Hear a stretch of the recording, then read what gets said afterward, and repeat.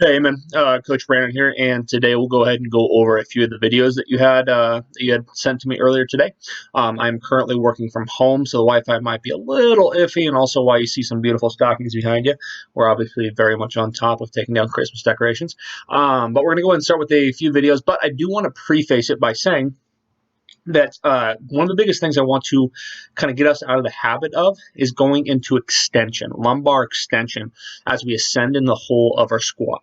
So right now we have to pay attention to our natural fold proportions of our body, and right now we're trying to stay very upright with our upper body, our upper torso, and that's causing us to go into extension. We have to hinge over.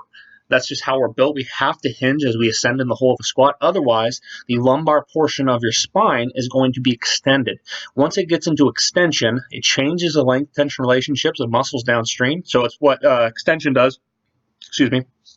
Is lengthens the hamstrings, shortens the quads, messes with a lot of the muscles inside the hip. Basically, every muscle, every mechanism downstream, musculature-wise, that's very important in a squat. And it's going to change the length tension relationship of everything downstream when we go into extension in the lumbar portion of the spine. On top of that, reducing power output, reducing our ability to brace, increasing injury likelihood, so on and so forth. So one of the best ways to optimize your squat right now is just get out of the habit of going to extension. And I am also seeing a little bit of flexion on the bottom as well. So I'll go ahead and give you a physical example the best I can, kind of show you what I'm talking about. So let's see if I can get this done.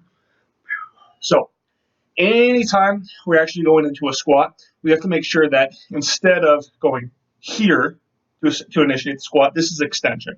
My lumbar portion of my spine is extended, and that's, like I said, changing all the length tension relationships downstream. So what I have to do is, instead of going here to ascend the squat, I have to actually hinge.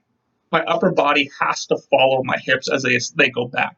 If I do not do that, then I'll go into extension, then likely flexion on the bottom, and again, that just makes everything that has very detrimental effects, especially over time. So what we're going to do to optimize our squat is get really good at hinging, having our upper body follow, and then squatting into the hole. And that's going to immediately get rid of the extension, flexion, and optimize your squat by very, very large amounts.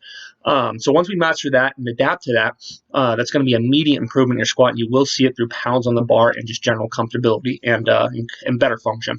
Looking at your squat, what I'm talking about here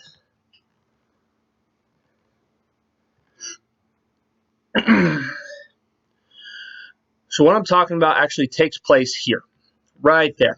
Your breathing and bracing seems real good. You're doing a good job at diaphragmatically breathing, and so you see your diaphragm and belly expand.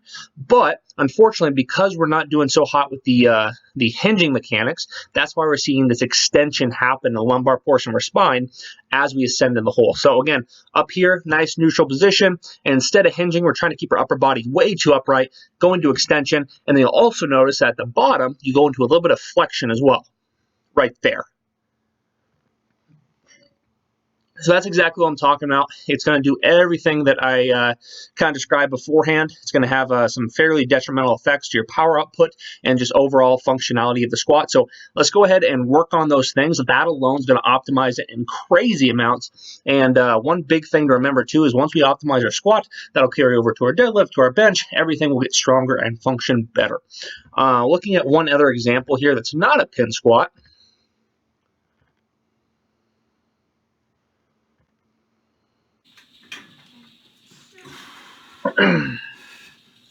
And this one, same thing happens, a little bit greater degree of lumbar flexion at the bottom, but you also see the extension you go into at the top right there, and then a little bit of flexion on the bottom.